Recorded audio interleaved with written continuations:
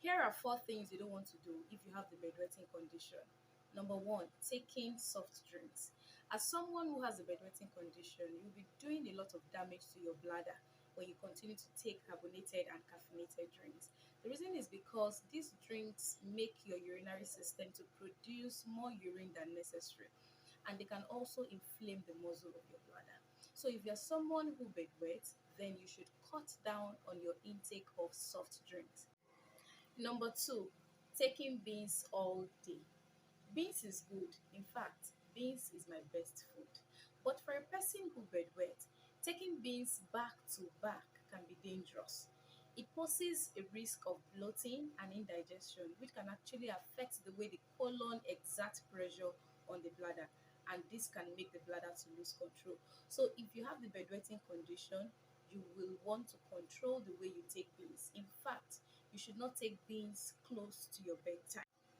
Number three, taking your dinner later than 7 p.m. Late night eating is actually not the best for a person who has a bedwetting condition.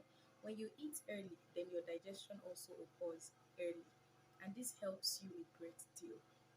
When you eat very close to your bedtime and you do not give your body the chance to digest your food properly before you go to bed, it means that undigested food will have to move into your colon, that is your large intestine. And when that happens, the colon begins to exert pressure on your bladder, which can make the bladder to lose control. But apart from that, when you keep on taking late night food, then your body is liable to accumulate fat and cholesterol, which can actually affect your weight. And when you are overweight, the same thing that happens when your colon gets blocked with undigested food and exerts pressure on the bladder, that same thing is going to happen because your abdomen, the weight around your abdomen begins to place pressure on the bladder, which can make the bladder to lose control. So, you will also want to watch how you take your dinner. You want to ensure that you're taking your dinner as early as possible. Make it a practice. Make it a culture. I know it might be very difficult for a person who is used to taking dinner at 8, 9. Number four, not taking enough water during the day. This is one of the mistakes that many people who have the bedwetting condition make. People believe that it is when you take a lot of water that you have the bladder problem. But it is not totally true because anyone who has the bedwetting condition at all will really need to take a lot of water in order to detoxify the bladder, especially the muscle, of all forms of toxic substances.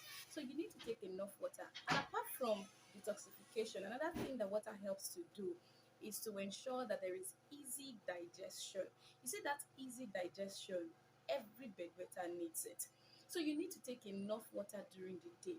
Now this is where the tactic comes in. When you're taking water, you need to gauge it. You need to put a measure to it. Okay, as an adult, if you're an adult, then have it at the back of your mind that at least you should take 3 liters of water in a day. And for a child, at least 2 liters of water is enough. So, and when you take this water, you don't gulp it. I'm sure you know the meaning of gulping. You don't gulp your water, sip it.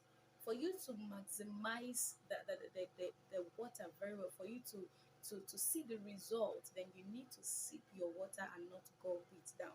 That is one. Secondly, you need to put a measure to it, like I said. But any moment from 7 p.m., you should stop taking water.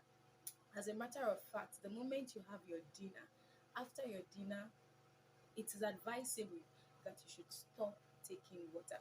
If at all you feel thirsty and you need to take something, just make it something very little, very, very little.